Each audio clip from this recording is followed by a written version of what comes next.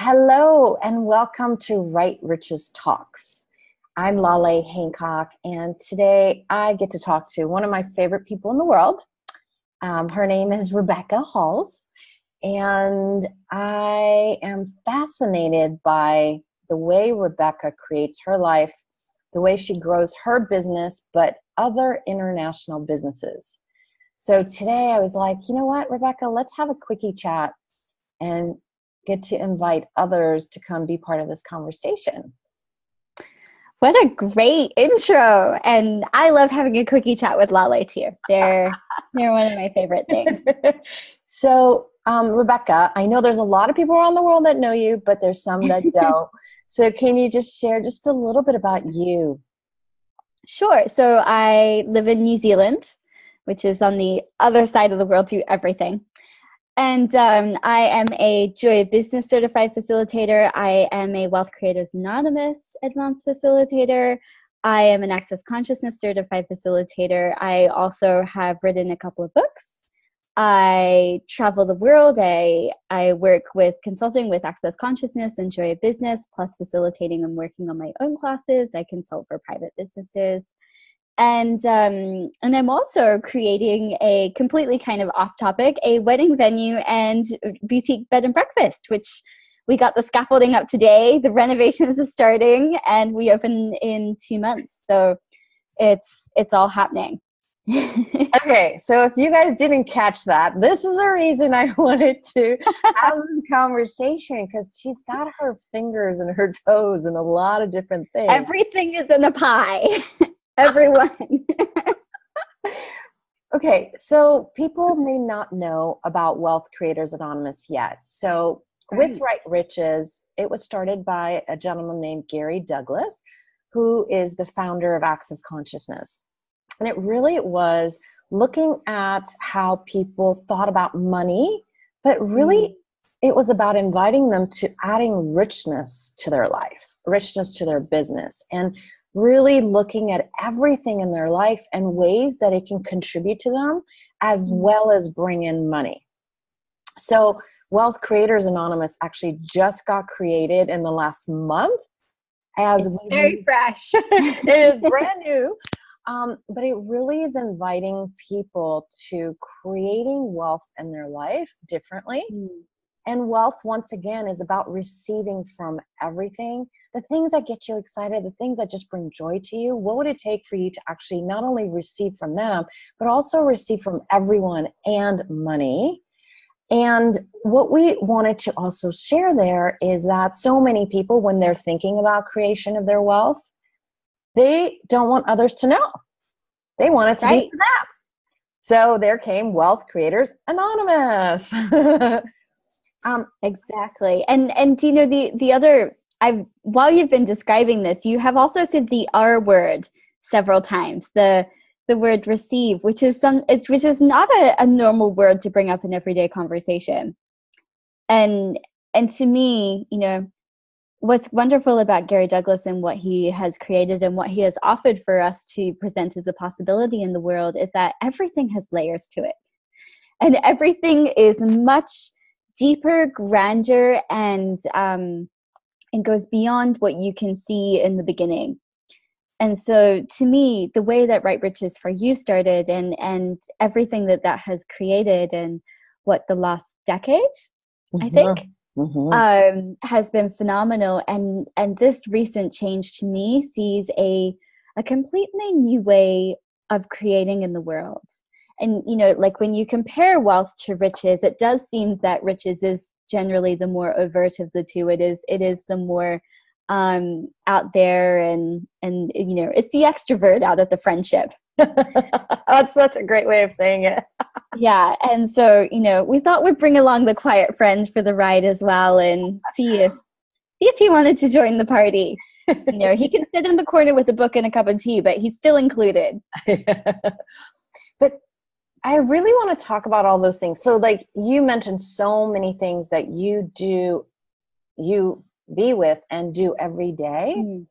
And then you talk about this new adventure with you and your mom, which for me is such a in action. It's the tools in action. It very much is the case. And if you don't know, my mother is a she's a professional investor, and I like to call her my PI because it makes it sound like she's a private investigator instead of I don't know, it's a silly little joke I have. But she's a wonderful woman, and she also facilitates classes, and she's also a Wealth Creators Anonymous facilitator. But we've recently, this has been our family property. It's been in our family for generations. And recently, well, not really recently, in the last 10 years, it's become vacant because my grandmother has since moved on. And we've constantly been asking the property, what do you want to be? What do you want to do? And this is one of the tools that comes from Access Consciousness, is that everything has its own life force. It is an entity. And so this house and this whole property, we've been asking and trying to see, first, what does it want to be? And second, when does it want to be? Because if you've got the first, it doesn't matter what it's going to be if you don't know when. And so we had different possibilities always floating around. Maybe we do make it a working farm. Maybe we do this. Maybe we do that. Maybe we do something else. And eventually, the strongest idea that came through was this boutique bread and breakfast and an event center. Having it be a space for a truly elegant, beautiful event that's come from a true sense of celebration. I don't know if you've ever been to those parties that's supposed to be a celebration, but no one's really having much fun. I not anymore. If it does, it will not be because of our efforts on the management and what we provide. It may be the point of view of some of the people attending. So fingers crossed, we never create that. But to me, it was something that I really wish to see in the world was, having that sense of beauty come back, that true sense of enjoying things. And, we put away our fine bone china teacups and our best dinner plates and our sterling silver and our crystal goblets and our silverware. And we don't sit in the good sitting room, and we don't eat in the dining room. We eat in front of the TV, on the couch. And to me, what if those things weren't just for the special occasions? Because what's funny about that is the more you make things for special occasions, the less special occasions you seem to have that are good enough to match what you have. Yeah. Like have you ever put some of your good stuff away in the cabinet, and then even when the special occasion arises, you don't even bring it out because it's now suddenly too valuable even for that? And to me, what if you didn't have to, people always say to me, oh, but what if I drop it? Makes a glorious sound when it crashes, Hey, if you're in Europe, they'd say, Opa! Opa! Exactly. But what if that wasn't such a bad thing? What if that didn't really matter as much anymore? Because to me, the thing that whole points of view comes from is not trusting yourself. Trusting, and it's not even trusting yourself that you're not going to drop it, because it's not really about that. It's about not trusting yourself to be around valuable things. And if you don't trust yourself to be around valuable things, how can you ever have a truly wealthy lifestyle? How can you truly ever get to a place where you're not struggling for money, where you're creating the life based on the choices you want to make rather than the obligations you have to meet? Mm-hmm. And to me, that's truly what this is about. That's truly what these conversations that we're having is about, is inspiring you and engaging you with a different possibility that you can choose right here, right now, to create something different. Because the more of these kinds of energies, thoughts, possibilities, even the physical things that you're willing to have in the life, the more willing and the more that will show up for you. Wow, that was so beautifully said. And it's funny, I think of my childhood, and my grandmother always had special occasions. Like she had events going on all the time, because for her, that was the part of living. It wasn't like once a month or once a year, let's get together, but it really was that celebration of living all the time. And we did always have the best china and the best crystal and the best everything. And even the kids were allowed to use it. What? Yeah. Seems like you were valuable. Yeah. But I think we lost it along the way, because there was Yeah. moments of like, that's what was my childhood. And then, like I would say up until like 6 or 7, and then, life changed. And then it really was like only for the special events of our lives. And I mean, I get it too. I mean, this modern world is a lot more focused on ease and convenience too. Yeah. Like it does take time to, dust precious things, wash them by hand, polish your sterling silver. It does, they do require a little bit more maintenance and attention. But I mean, what's really funny is like we're moving furniture around this house. The scaffolding went up today, as I said earlier, and Mom and I suddenly went, well, I might need to start. So maybe we should move some things. Maybe we should pack some things. And there's so many things there that even though they may be anywhere between, 40 to 200 years old, the majority of them are in such good care and are such good quality that they're still as functional today as they were when they were first made. Yeah. And if you think about that and the amount of use and the amount of wear that you get out of such a thing for the quality in which it's made, to me, that's something that I would prefer to have. This is a really silly story, but a while ago, I was actually staying at a fellow Wealth Creators Anonymous facilitator, David Cuba's house, because my friend and I we were stuck in Vienna with no place to live because there was a brain surgery conference on or something like that. And all the hotel rooms in Vienna were like booked. So we had nowhere to stay, and my wonderful friend put us up and in his apartment. And I suddenly went, oh, maybe I should actually wear something nice to bed. Like you're in a friend's house. Maybe you shouldn't wear your bratty t-shirt that you can see everything through. Maybe you should get something a little more elegant. And so I actually bought a silk nightgown that was a little bit more out of my price range than I was used to. And I realized a few weeks ago that, even though that thing was really expensive for me at the time, I'm still wearing it 3 years later and it looks as good as new.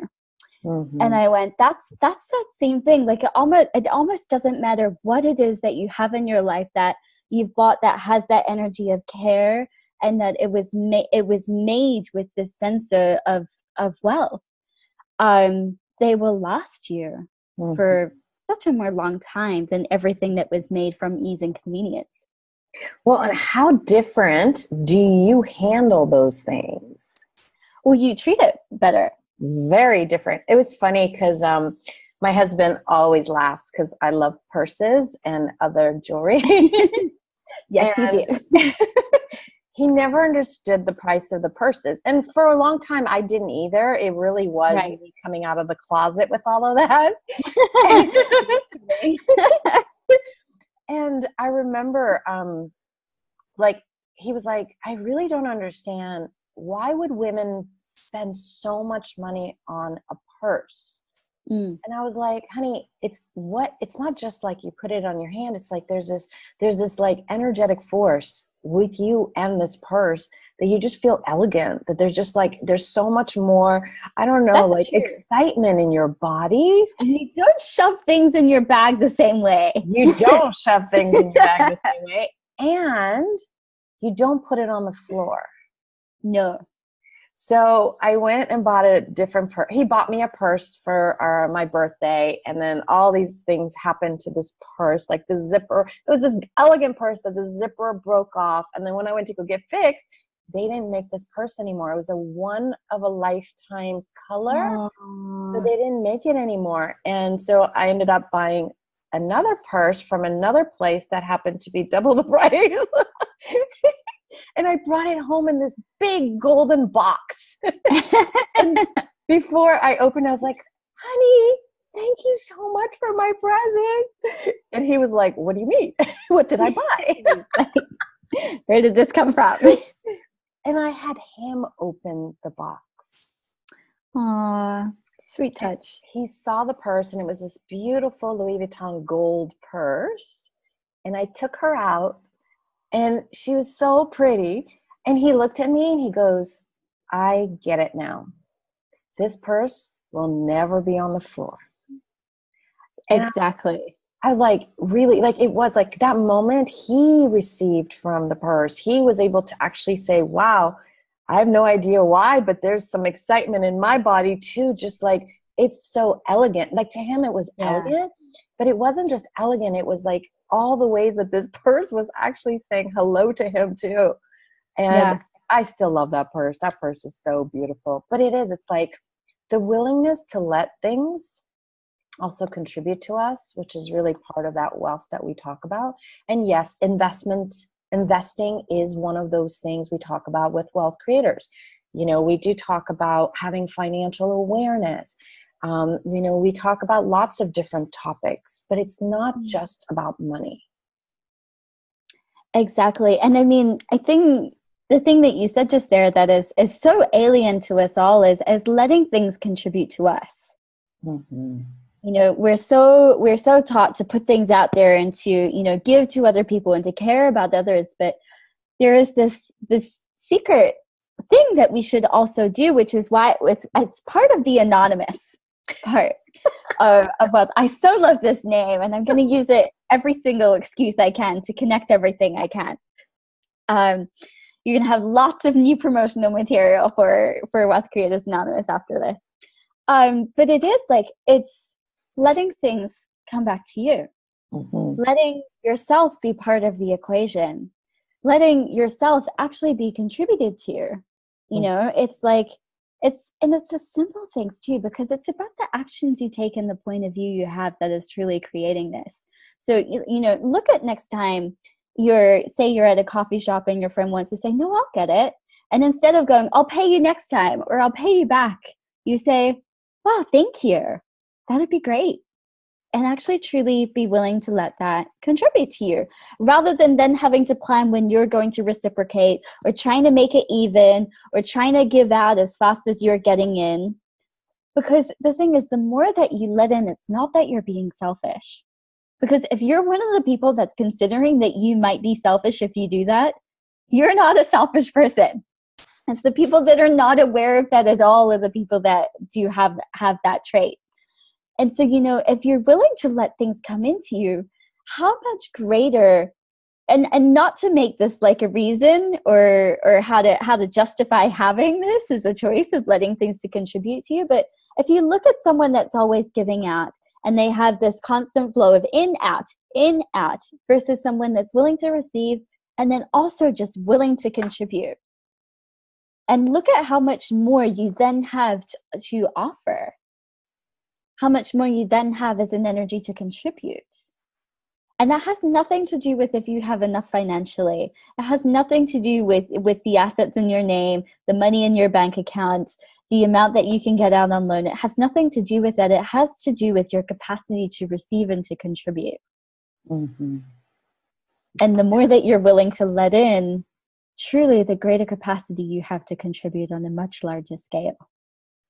And even with your story, I mean, I was terrible about that. I always thought it was more kindness if I paid, even if I didn't have the money. Like it just meant there's this other level of generosity that I just care about them so much. But how much do they light up and get so excited that they got to do something with you and for you? And the whole idea of contributions, actually this gifting and receiving at the same time, the simultaneous gifting and receiving. So even though they might be physically putting the money out and doing that, what are you both receiving? And what are people around you receiving? And what's the person who, you know, gave you the coffee receive? Like it ends up being not just about you and them, but it's this other space of contribution and gifting and receiving simultaneous that we're actually offering to the world. And, you know, no one taught us these things. No one said this is the contribution you are by just standing there and being you. But what if it is? Think of all the ways you melt other people's problems, realities, craziness, and how much hope you've brought into people's lives. And it's such a weird thing to actually look back and contribute to. It was funny. I was having a conversation with my mom today when there's a lot going on right now in the world, and also and then there's a lot going on with us personally and everything that we're doing, and we're having a little bit of a moment of and then and I said, and she was getting, a bit stressed out about this whole project, and I said, when have you truly ever failed? And it's funny because then she brought up an excuse of a business with having like a goal that they had set for this one business. And I went, yeah, but did you really actually truly want to do that? And did that actually really matter? And she said, well, no, the goal didn't really matter. And, and then I said, okay, so when have you failed on something that's really important here? And she said, never. And I was like, exactly. But it's so often that we're not actually looking to where we succeed, where we are the contribution, where we are something that's really great, because it's so easy to see the opposite side. And we spend so much time criticizing ourselves, looking at our failures, looking at our disappointments, looking at everything that is wrong with us, instead of actually being willing to, be honest and brave with ourselves in a way that is seldom celebrated. When was the last time that you stood up and said to someone, I did this really fantastic thing, or I am, even harder, I am this really fantastic thing. Rather, it's not the commonality yet. And what would it take for that to be a reality that is celebrated, that is chosen, that people desire to live as on this planet? It's definitely something I'm asking for. But in the meantime, be anonymous. And I told you I'd bring it up. And and be brave at honestly looking at, where are some of your fabulous successes? Where are some of the things that you have handled brilliantly that could have otherwise been a complete failure or turned into a flop, or, that you could have completely lost? What is it that is actually great about you? And it's not an easy thing, which is why I say you have to be brave, but you also have to be honest. Because you can be blasé about this, and you can be like, oh, I'm a great speaker. But did you do you notice when I say that, it's not really actually getting anywhere? It doesn't hit you, if that makes sense. Yeah. Where instead, I could right now go, I'm actually finally putting some words to describing Wealth Creators Anonymous that I have not discovered before. That's actually pretty brilliant. I love you. That's actually something that's true before. And it's funny because I haven't actually had much of an excuse to talk about Wealth Creators Anonymous yet to many people. But so now I'm definitely getting excited about it too, because it is really cool. And I love this specialty, and I love this program, and I love what it's creating in the world. I think it's phenomenal. And it's such a great invitation for people to create the kind of life that they'd really like to have, because it's greater than having a business. It's greater than just making money. It's actually about how to live, create, and enjoy your life in a scale that most people are not ever even knowing it existed, let alone being invited to. Wow, that was so beautiful. I think this is actually where we're going to say goodbye. Awesome. Well, you have some home play. Go and be honest with yourself in a great way. And hey, maybe make the next day or today, if you're watching this in the morning, a special occasion. Yeah. Use some of those special things in your house. And if you don't have any special things, maybe it's time to start acquiring some. Mm-hmm. And what if it doesn't have to look like the way you think it does? Yes, you don't have to go to Louis Vuitton. Yes, you don't have to go to a garage sale. You can pick up someone's secondhand crystal goblets for $1 each or something. Definitely something that's fun for you. It doesn't have to cost an arm and a leg. That's probably the real secret. Yeah. Wealth Creators Anonymous. Don't tell everyone about that. Well, hey, if they got to the end of this, they deserve it. Oh my God, I adore you. Thank you so much. And thank you for everyone who stayed with us through this conversation. Yes, thank you. You got a reward. And then if you guys have any questions or need anything, just email us at rightriches@accessconsciousness.com. All right, until next time. Bye. Bye, everyone.